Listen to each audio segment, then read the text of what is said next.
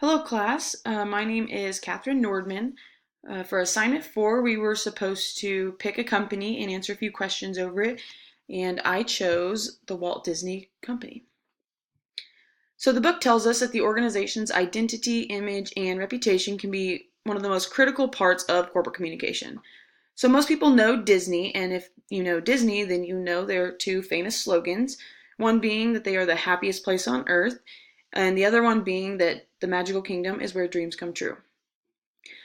There are a few logos that Disney also has, my favorite one being the castle logo with fireworks.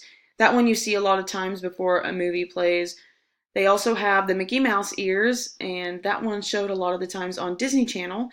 And they also have Walt Disney's signature. So, for image and reputation, Disney is a place that was really founded on its rich history and original creations. Disney is a place where many people and families come and they are searching for an adventure and they're searching for something that they really haven't experienced or seen before. They have a really family oriented aspect about them.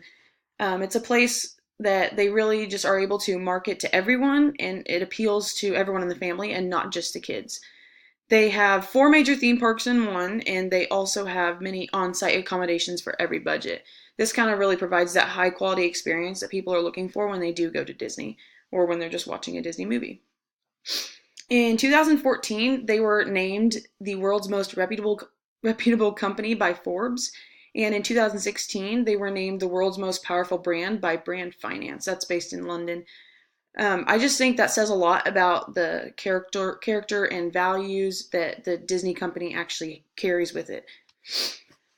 Excuse me. So, for corporate advertising and advocacy, the book kind of tells us that corporate advertising isn't necessarily just to sell a particular product of that company, but it's just to sell the company as a whole. And I think Disney does a really good job of this because they're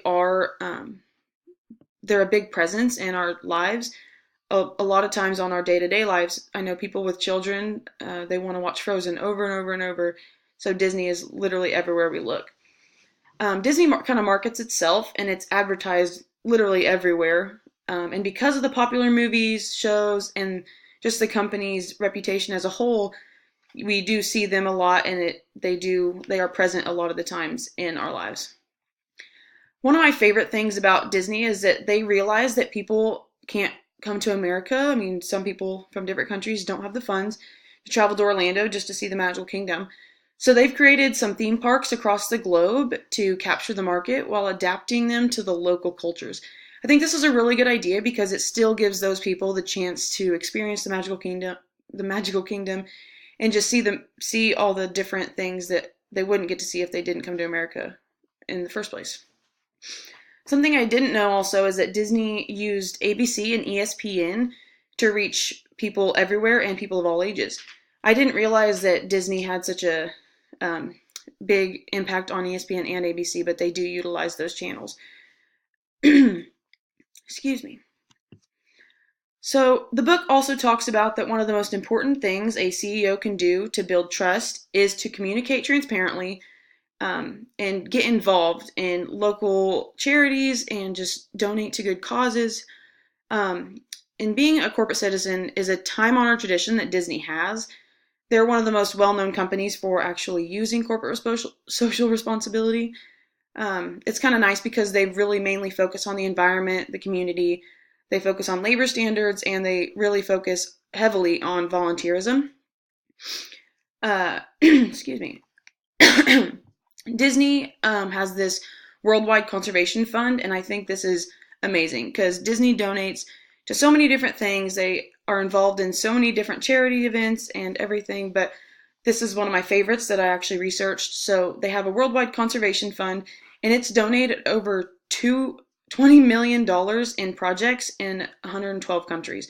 And I just think that says a lot about Disney because they're not just trying to make America better, but they're also trying to better, the lives of people all around the globe.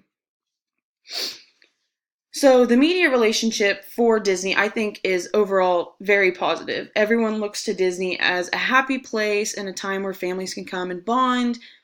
They've really just always been this place of adventure, and their movies and shows have always just tried to teach positive messages to people of all ages, especially kids growing up. Kids really like to latch on to a lot of the movies and a lot of the songs that just teach a lot of like self growth and love of everything, in the world, and just acceptance.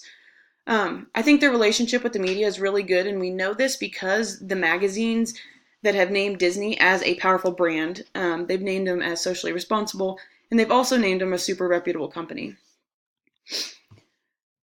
So for legislative ties, it was really hard for me to find an exact tie they do have to legislature. While I'm sure there are some, I did find a website that was pretty interesting to me, and I found that they said Disney has kind of, in a sense, created its own private government. So Disney has total control, which allows them to isolate its Magic Kingdom from the outside social, political, and intellectual currents. Kind of sets them aside and takes them away from all of the bad things that are going on in the world. And I think Disney has just kind of redefined the boundaries between private and public space. They kind of have their own little city there in Orlando and all the other theme parks they have across the globe.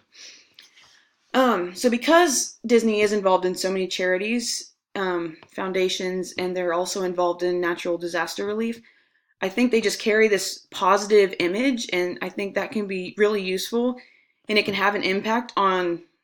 potentially have an impact on legislatures' decisions that might affect the company. So this is good for them. They might be able to not necessarily sway opinions, but they just have a really positive background for environmental issues and things like that.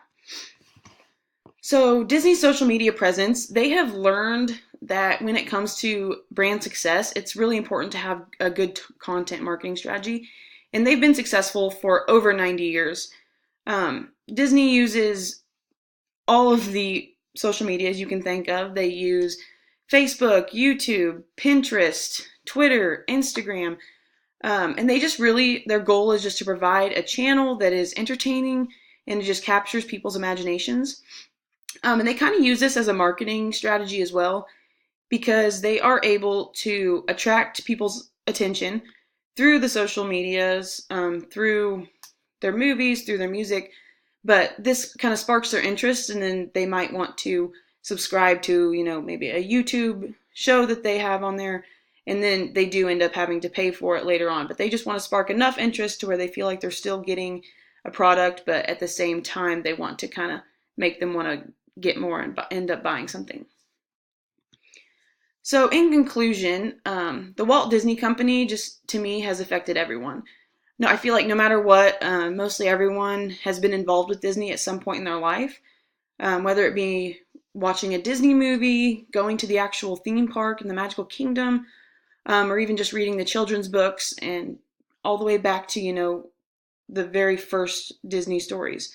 It just seems like Disney has made an impact on everyone's life. I know it has on mine. I have loved Disney since I was a kid. It's just something I truly love.